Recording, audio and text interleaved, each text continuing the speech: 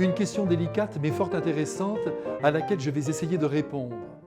Pourquoi ne suis-je pas généreux? Avant d'entrer dans le vif du sujet, il est important de rappeler qu'il y a deux raisons fondamentales qui bloquent à sa source l'action charitable, donc au fond la générosité. Alors d'abord, vous avez des hommes qui se sont fixés pour but dans la vie d'accumuler le plus d'argent possible, de manière à pouvoir mettre en œuvre tous leurs projets. Ces gens-là craignent de sortir le moindre euro. Ils poursuivent leur route en économisant le plus possible comme des rats qui constituent un capital de manière à ne pas manquer de nourriture. Cette attitude produit des ruptures dans les relations humaines qui, par nature, sont basées sur des échanges. Ces êtres se laissent inviter, mais n'invitent jamais à leur tour.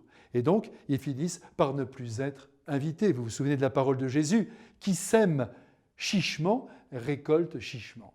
Et puis, vous avez d'autres personnes, alors là, apeurées par l'avenir, angoissées à la seule pensée qu'ils pourraient demain se retrouver sur la paille. Et là, nous pensons non pas aux fonctionnaires, mais aux commerçants, à ceux qui exercent des professions libérales ou qui sont en CDD. Alors tout cela, ils ont tendance à ne rien dépenser. Si ces derniers doivent être assurés de notre compréhension, chacun doit se convaincre que l'argent est fait pour circuler, pour servir au bonheur des hommes, et qu'il convient donc de le partager avec ceux qui en manquent. Oui, ouvrons les yeux sur ceux qui nous entourent et soyons généreux.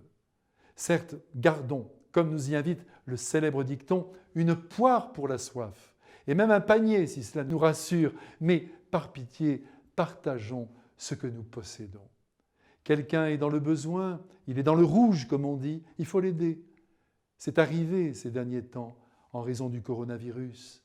Des gens ne pouvaient plus payer leur loyer, acheter ce qu'il leur fallait, pour eux, pour leur famille. Et heureusement que certaines personnes sont venues à leur aide, ont été généreuses.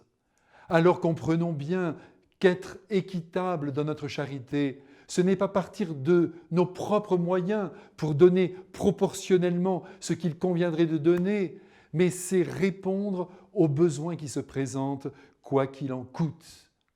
Un dernier mot, on peut donner son temps aux autres, et c'est très généreux, mais il faut aussi s'obliger à donner un peu d'argent, parce que l'on a tous tendance à le glorifier, et c'est mauvais. À bientôt.